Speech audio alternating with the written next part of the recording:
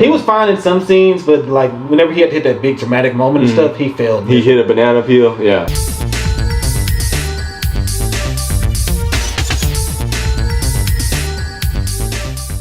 What's good, everybody? This is Blaze Reviews. We're bringing you all the latest movie reviews from a higher perspective.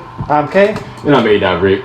And for today's movie session, we got to take a hit of the latest fantasy thriller directed by Eli Roth, and that movie being The House with the Clock in Its Walls. The movie follows a young boy named Lewis who moves in with his clumsy warlock uncle Jonathan into a weird house that has a strange ticking in its walls that does some weird stuff every now and then. But they soon discover that the tick is just not an annoyance, but it's just a signal to doomsday created by the evil warlock who's now on the loose trying to bring it into the world. So now it's up to Lewis, his uncle, and their nosy neighbor to stop this warlock before Earth enters doomsday. So going into this movie, like, what really got you lit to kind of go see it? Well, if anything, I heard good things about the Goosebump movie. Yeah. And Jack Black was a large part of that, and so I was like, hey, he's in. This looks similar to the Goosebumps, so let's check it out. I don't know who lied to you and told you the Goosebumps was good because that was terrible. Nah, I heard for younger audiences, it would have been good. Yeah. And so I was like, well, let me check this out. And so yeah, some of the promotional stuff got me interested. The story seemed a little bit better than some of the other younger people movies. Yeah, this seemed closer to Harry Potter. Yeah, they have some vibes from that, and I felt. And, but yeah, what'd you think? Like going into it, the biggest thing I got lit for was that the greatest actor of all time is gonna be in it. The guy who should be playing Batman and Superman simultaneously. He loves Jack Black. Jack Black. I mean, that dude should have like 12 Oscars on his mantle. But I mean, he doesn't. But he could be. He was great in Airborne. Now, if you know what I'm talking about, kudos to you. Yeah. Now I'm saying that's some sarcasm and stuff, but he can be hit or miss. Sometimes he's like over the top, but sometimes he's good. Like in Jumanji, he was good. Oh yeah, in Jumanji he was really good. Yeah. Yeah. So I was like, maybe this will be kind of on that vibe right there. And then I saw Eli Roth was directing this movie, and I was like, wait, what? Eli Roth directed this? Yeah.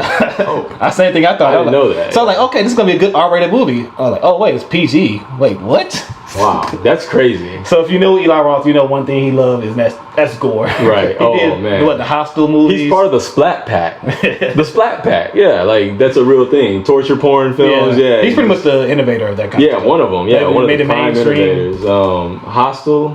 Green Cabin Inferno. Fever, Green Inferno. Yeah, he does a lot of splatter. So not the first name you think of when you're like, oh, we're gonna do a kids movie. But I mean, maybe his first venture into kids movies is a success. Maybe Jack Black's magic did a fantastic job in the movie and got us a good high. Right. Let's find out as we get into some of the highs and downs we got from this movie and let you know whether this movie is worth blazing to or not. So let's start by getting into some of the highs. So what was the first high you kind of got from like taking a hit from this movie? Oh, well, I thought the first act was set up really nicely. Like it was very structured and paced well, and I got to know all the characters, and I thought the character dynamics was pretty strong, just from the get-go. Yeah, I think that had to do with like a lot of Eli Roth's style and stuff too. Like he had his signature in the movie a lot. Like we say his signature is gore and stuff, but he's kind of horror. No, he's actually a good filmmaker. Yeah. Like I think some of the stuff he does technically is pretty sound. Yeah. And this did a good job of like incorporating some of that horror element and thriller elements. And that mystery thrill kind of thing. Yeah. Oh yeah. Like some kids might actually get some nice scares out of this movie. And stuff probably. I think definitely the younger kids like 10 and younger, they might actually get a little scared. So they do a good job like setting up the atmosphere and stuff, like with the puppets and the pane glass and stuff that's like changing the puppets. I love the puppets. Yeah, the animatronics and stuff. Yeah. Man, that was blowing my mind, dude. I was like, whoa, this like Goosebumps had terrible effects in CGI. Like it just looked awful. But this, I'm sure like a producer said, what if Jack Black did that role, but in like a really good movie, technically? Like if Eli Roth, I think, directed Goosebumps movie, would have been 10 times better than what actually was. Good call. Yeah, I think he'll do more of those in the future. Yeah, because this was like similar to that. Yeah, like a scarier story. Because you can tell he kind of had fun with it, even though he had to tone it down a lot. Because he still incorporated a lot of the bloody elements and stuff. There's some pages in the movie where you see like, okay, there's some blood splatters on that. Right. And there's like one scene in there where they're telling like the origin of the villain and stuff, and he goes into like the woods and meets like a demon. Oh yeah. And he like does full Eli Roth mode and just like cuts his hand and the demon just starts licking all over it. All the kids were like freaked out, like, oh my god, what's going on? The producers probably told him, we're gonna give you one scene. We're gonna give you one scene and that was the one crazy. Scene. There was no blood or nothing. Like it was like it was glowing. It was still a graphic act. Yeah, right. And like the guy was just admiring the blood. Oh my god, having an orgasm, watching his hand get licked up. Not like, yeah, this is definitely an Eli Roth movie. Right. So that part I thought was a nice solid high and stuff. But like the second high I got from taking a second hit from this movie, I would have to be like from the performances in the movie. Because like I said, Jack Black can be hit or miss and stuff. Right. But when he's directed well, like in Jumanji, he's pretty good. And School of Rock. I mean, that's one of his classic films. Yeah. That's one of the ones that made him big and stuff. And like this is more like that kind of performance I think, from him. Okay. He was toned down a lot more than like some of his other stuff. Right. He wasn't Tenacious D. He wasn't half singing, half his lines. Yeah. He did have like one scene where he had to do some music performance and stuff. Oh, I saw that, but it was different from like the rock. Yeah, it wasn't over the top. It was from nice, terrible jazz music. But yeah, I saw that part. He was good, but I think like he was outperformed by Cate Blanchett. Oh man, who was like on another level of acting. She's a real actress. Like he was good, but she was like way up here in her performance. She's pretty much just stole the show and stuff. Well, to me, that works because she's like his nemesis in a way, you know, and it just worked that she was better than him.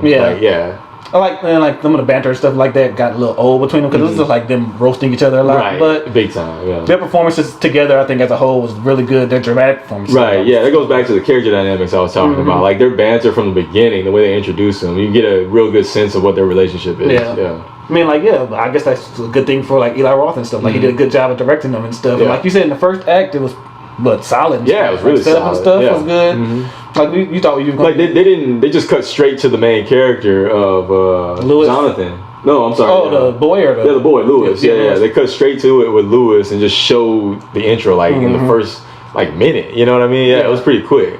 Yeah, so that was a good thing. But did you get any other highs from this movie? Or? No, that was pretty much it. Oh, so after that, you took that hit, it was pretty much done for you? Yeah, so... so I guess we'll get into some of the downers now. So, like, I guess what about this movie almost blew your high? Okay, well, the first act, so good. You know, Eli Roth was setting everything up well, but it got to a point where they were letting us know the humor factor of the film. And once I realized, this is for, like, kids, like, and they had a lot of that easy humor, like, you know, fart jokes and the big lion sculpture you see in the movies, the trailers and stuff. He farts out what manure, like dirt. I guess. Yeah, it's like manure or dirt or something. He does that a couple of times throughout the movie. Right. But I was like, really? And everyone laughed. I was like, oh, come on, man. I don't know if I want to sit through a movie where they're gonna be just laughing, and there's nothing wrong with that, you know. It's just maybe it's not for me. It's more directed towards kids and stuff, like, but to me that didn't really bother me all that much because it was I walked out after I saw that. That's and so he's got to give you what he thought about the second act, but that did come back for the third act. It was, that stuff didn't really affect me that much because it wasn't the whole movie. It was just like splats here and there and stuff, but I think it's more the situational humor that actually hit with me and stuff. Like the characters reacting to the situation that's going around them and stuff, or like the just side characters stuff. There's like one scene where there's like they're talking about what's going on, all the warlock terminology and stuff like that. There's like one kid just sitting there like, what the fuck are they talking about? Wasn't he like describing the words from the dictionary and stuff like all the time? Oh yeah. Didn't he do that throughout the whole movie? That's like the whole kid's quirk, I guess, about the movie. Right. And that's like my second thing that almost took this movie to another level for me. He was terrible. The kid actor is awful. Like, maybe it's because he's going up against Jack Black and Cate Blanchett. Yeah, like, come on. He was fine in some scenes, but like whenever he had to hit that big dramatic moment and stuff, he failed. He hit a banana peel. Yeah. Okay. Like there's one scene where he does something in the movie like that just pretty much does something in the villain's favor and stuff, but he kind of hides it from his uncle and Cate Blanchett's character Florence, and then eventually he comes out. He's just like, yeah, I did that, and Jack Black and then Cate Blanchett are like pissed off at him and stuff, and he's like about to cry, and everybody like, oh, he's about to cry, and he cries, and everybody in theaters just start laughing.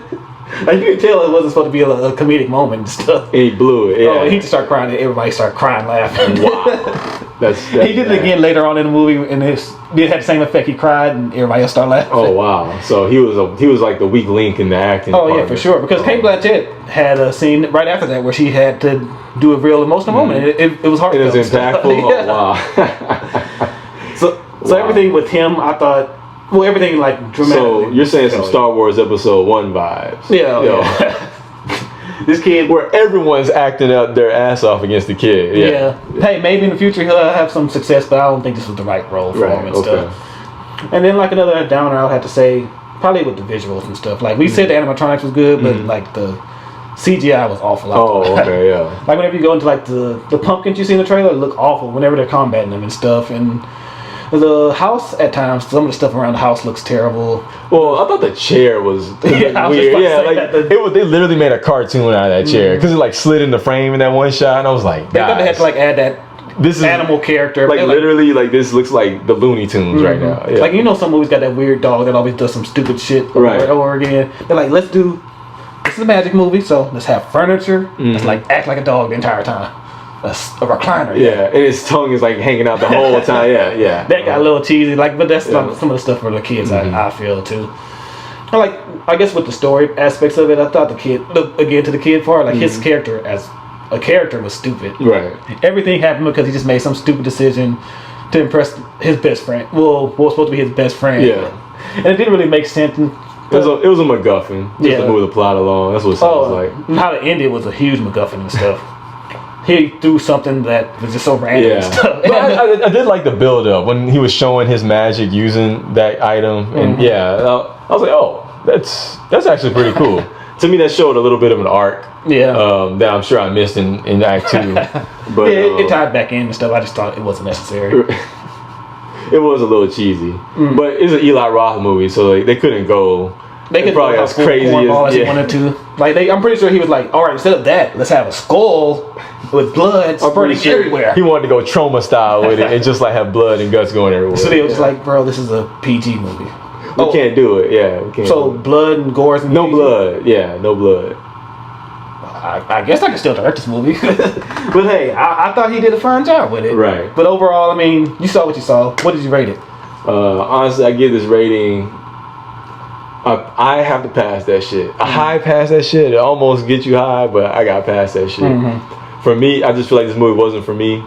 But there were some very sound technical things. So that's what keeps it from like being a blew my high. Yeah, like the animatronics. It was sound technically. The animatronics were really, really good, but just the story fell apart. And that was probably around the kids' weak acting and, like I said, some of the childish, easy humor that they had. Yeah. I thought they could have gone a little more witty with the humor for just so like, because I feel like a movie like this, a kid can grow into a movie like this. Like the old Jumanji that came out in '97. Yeah. I feel like we had to grow into that a little bit, but got to give it a pass that shit. Yeah. Yeah, I mean, I personally liked the movie a little bit better than you did, and I had like a lot more fun than I thought I was gonna have. I definitely got like some of that R.L. Stein and Lemony Snicket vibe. So if you're a fan Alone in the Dark, was that Afraid of the Dark? Lemony Snicket. But like the series of Unfortunate Events Netflix series, this movie has a lot of like that vibe and stuff. So if you're a fan of that kind of stuff, I think you'll be a fan of this movie, especially if you're like Eli Roth and like his style and stuff. You like this movie. Okay. But I think like the CGI was terrible. The kid was terrible. And some of the story parts were terrible. So I can't really say it's like worth the hit, but if you're looking for a nice little fantasy thriller or something to keep the kids entertained, this might be a decent film. You won't be pissed off that you wasted your money. Yeah. So I'll give it some solid Reggie. Yeah, well the kids were really reacting to a lot of the stuff, and because like I said, I was there for that first and third act. I was like, oh wow, like they're getting a lot of the stuff going on, except for that warlock stuff, like you said. It's like, what? Yeah, well, I mean, I'm glad it wasn't ultimate dog shit like I thought it was gonna be. It might have been ultimate dog shit for you because you walked out. Yeah, I walked out, but I came back. Yeah, you're like, you know what? Maybe I'll give it a second. I was trying to time it to come back for Act 3 just to see how it ended. Yeah, and I thought it was decent at the ending. So, I mean, that's just our high opinion. What we want to know is, what did you guys think of The House with the Clock in its Walls? Are you a fan of Eli Roth and excited to see his venture into the PG genre? Are you a fan of Jack Black and ready to see his latest installment? Hey, let us know in the comment section, what's your favorite Jack Black movie? As always, I'm Cate. And I'm A.Rick.